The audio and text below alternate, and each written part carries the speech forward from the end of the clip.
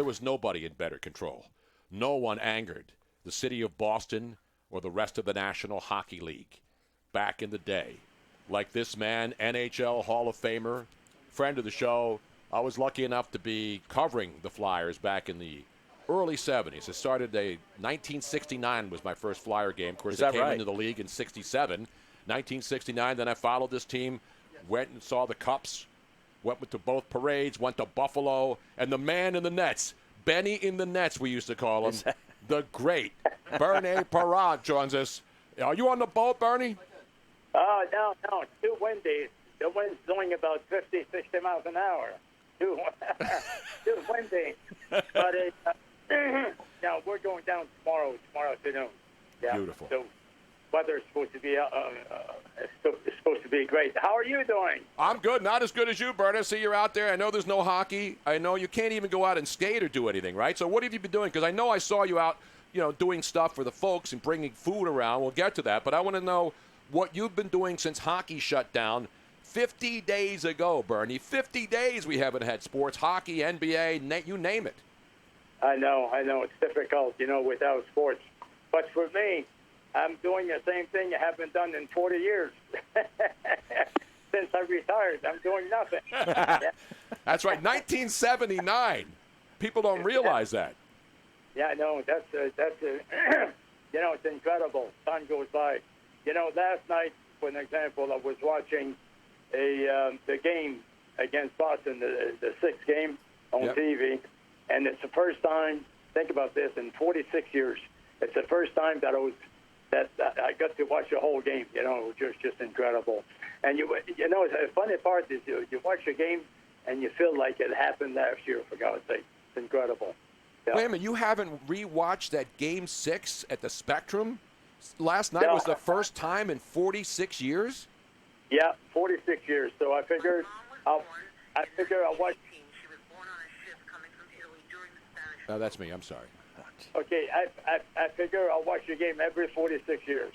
Yeah. So, but it was incredible. I look at myself in gold, and I'm saying, who the heck is this guy in gold? It's been a long time, 46 years. But what a great goalie.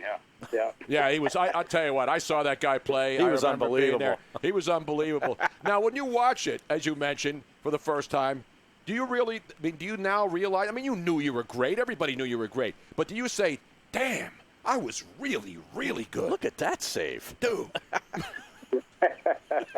Well, you know what?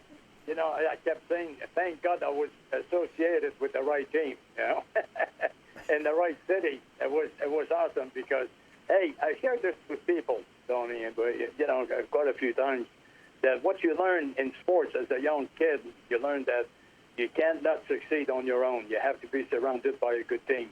And my Lord, was I ever surrounded by a great team. And a great leader, by the way, with Bobby Clark. It was incredible. Well, you were also surrounded by some great fans, too, in Philadelphia, Bernie, and some loud buildings you played in back then. Can you imagine if hockey comes back this summer, whether it be for the regular season or just the playoffs, could you imagine them playing in empty arenas? Yeah, that's, we don't know, but I have a feeling a lot of things will change within a month, and, a lot of good things will change. And as far as the fans, going back to the fans, in those years, even now, they're awesome. But when you step on the ice, you become like a performer on the stage, a singer. You elevate yourself.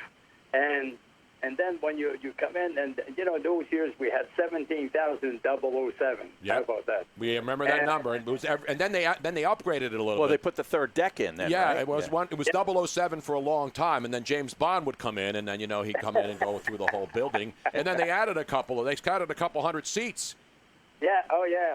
But you know what? You step on the ice, and the crowd was so awesome. And then it elevates you to a different level as a player, and you play better. So playing in Philly was a beautiful thing. But all the old barns up there, the Aud in Buffalo where the second cup was won, the Forum, Chicago Stadium, all the buildings, that became obsolete because they didn't have the luxury suites and the concourses were small. All of those buildings made sports sound better because everything was close, and when there was noise, the noise was amplified compared to the modern-day buildings, which are more comfortable for the fans. But as far as noise, nothing compares to the old buildings. Does it, Bernie? Well, don't forget, I think the old buildings were built inside more vertical, Yep. And you could get the sound better. Today, it's more open, so the sound gets loud a little bit. It's still great, but not like the old days, that's for sure. The great Bernie Perrant, Hockey Hall of Famer, man who likes his cigars and likes to go out and do good things in the community. I saw it the other day. You had the mask on. Not the Bernie Perrant mask. How come you didn't wear your hot goalie mask? You were wearing one of those bandanas over your face when you were helping people serve food. Yeah, we, but I do a lot of work for the Snyder Hockey, which is it helps the young kids in the Delaware Valley.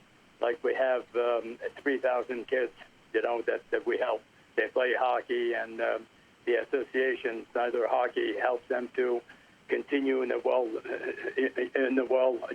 supporting them with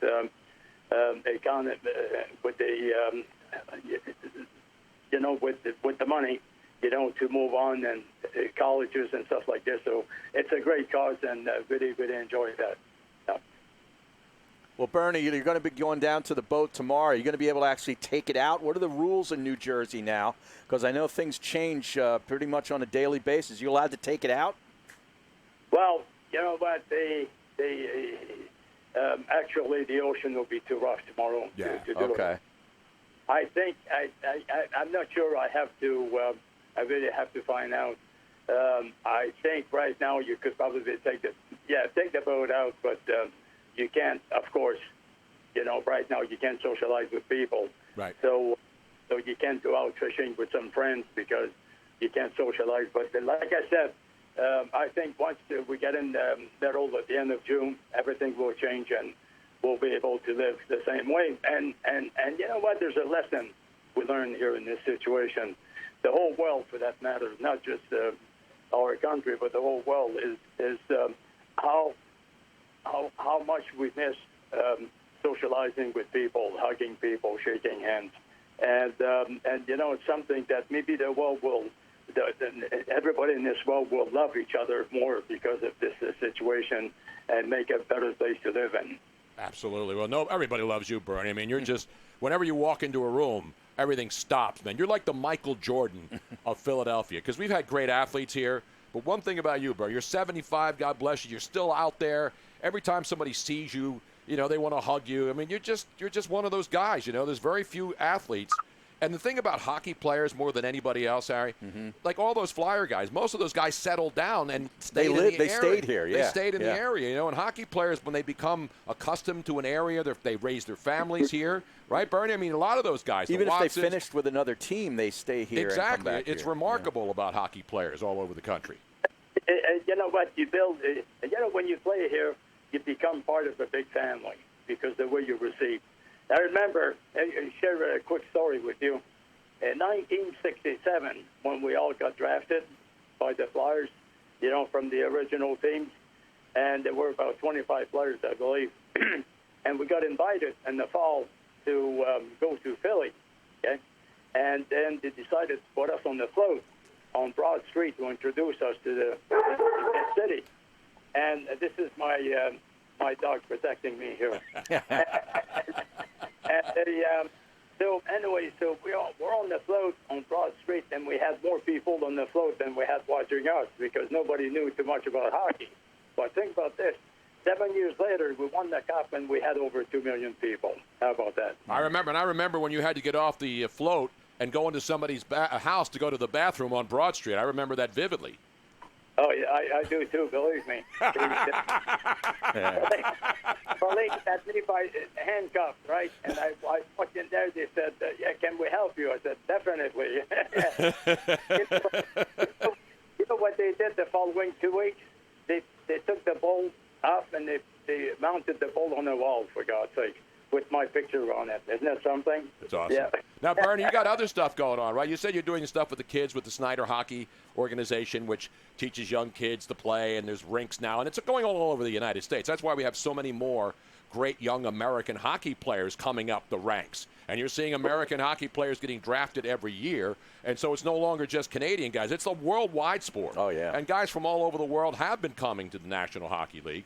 And so you got something coming up when? Later on this in May? Yeah, I believe Jeannie said that you're working on some kind of cooking thing? Yes. I'm from now on, well, in about 5 weeks, you'll have to refer to me as Chef Bernard. Yeah, in French. Yeah, Chef. Chef Bernie? What are we going to have to call you now? No, Chef Bernard, my French. First. Chef Bernal. Oh, okay. Yeah, sure, French. And we can't, you know what, I miss you said on back on. I can't wait to see you. I haven't seen you for a while. I know. I know, but hey, before we get back to this, we'll go out and I'll get you on a good fishing trip. Oh, absolutely! Oh, I need to get some tuna. Yeah. I'll even settle for mahi, Bern. We go out. We Go don't out have to go the to canyons. Yeah, Let's go out to the canyons. We don't have to go all the way out to the canyons, do we, Bern? No. I want to take you out to the canyon. Now, my son AJ, my oldest son. He has a 23-foot boat, and he goes out to the canyons.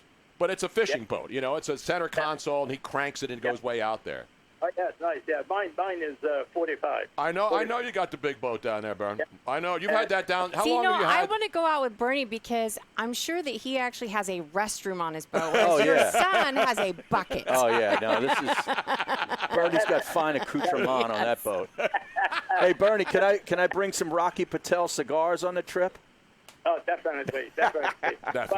But going back to in 5 weeks, we're going to have a big surprise as far as the food is concerned. I can't say too much right now, but in 5 weeks we'll come out with an announcement. It's going to be awesome. Oh, man. Is it going to be French food only? You're going to make a little escargot? You're going to make Chateaubriand? What are you going to make?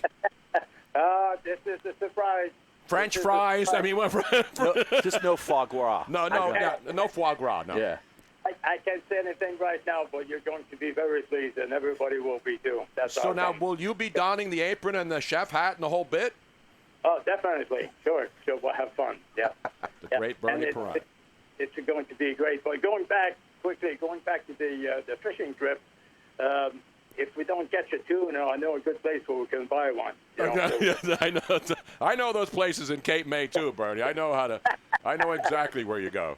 No, so we're coming home with fish, definitely. I always come home with fish. Even when I go crabbing with my sons in Delaware or Maryland, I always come back. Even if I have to stop by and buy a bushel on the side of the road for $200. That's how it works, Bernie. The great Bernie Perron, man. It's great. So you think we're going to see hockey? That's the last question. Because I know the NHL, the NBA, baseball, they're all trying to figure out what to do. And we were talking about this yesterday, Bern. A lot of these teams, nobody wants to be first. That's the thing. Like, nobody wants to be the first league to do it. Because then if something happens and, you know, the infection cranks up again and more people get sick, then they're going to blame that league, right?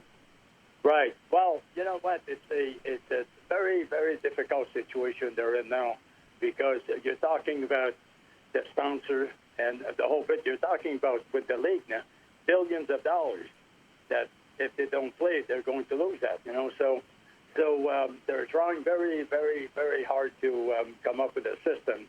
And you know, now we're talking today, it'll be beginning of May tomorrow, and you know, within 1 month, a lot of things will happen, and I think the sports will be back in action again.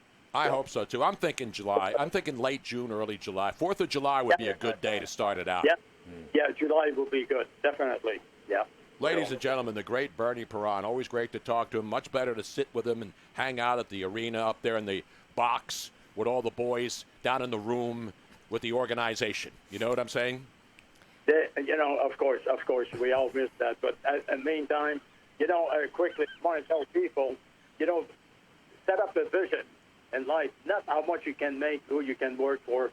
What is it that you love to do? And start visualizing this and start dreaming, and it keeps you happy. And when you're happy, good things happen to you. So it's very, very important. But within 5 weeks, I'll get back to you guys. and I'll share the big surprise with you guys. How's that? Beautiful. We'll have breaking news in 5 That's right. weeks. That's right. With something to look forward to, Bernie. And that's what we always want. We want to look forward to something good happening. And then you plan and you wait and you say it's going to happen soon. And I totally agree with you, man. Your positivity level has always been off the charts, my friend. Bernie Perron, thank you so much, man. Really great to talk to you. Hopefully we get to see you soon, man. Wait, before you go, Bernie, we have a special from somebody in Ottawa, Ice Rink Ottawa, on our Twitch page. Say, qu'est-ce que c'est pas? Michel Bellumeur is checking in, saying hello. Michel Bellumeur, who played you only for the Flyers. Yeah, good thing. Exactly right. By the way, your French is fantastic. Merci, merci. I used to speak French. I had a French girlfriend for 4 years. I went to Paris a couple of times. I went up to Quebec a couple of times, too. That's a little different up there than it is in Paris, Bernie. You know. Definitely. Quebec is my place, you know. I know. So, the Quebecois. And Quebec Nordiques and all the Quebec stuff. Love Quebec City. You're the best. And, hey, again, thank you for having me on your show. You're the best, buddy. Thank you. Thank you, Bernie. Bernie Perron, everybody. Let's give him a roaring round of applause. One of the all-timers.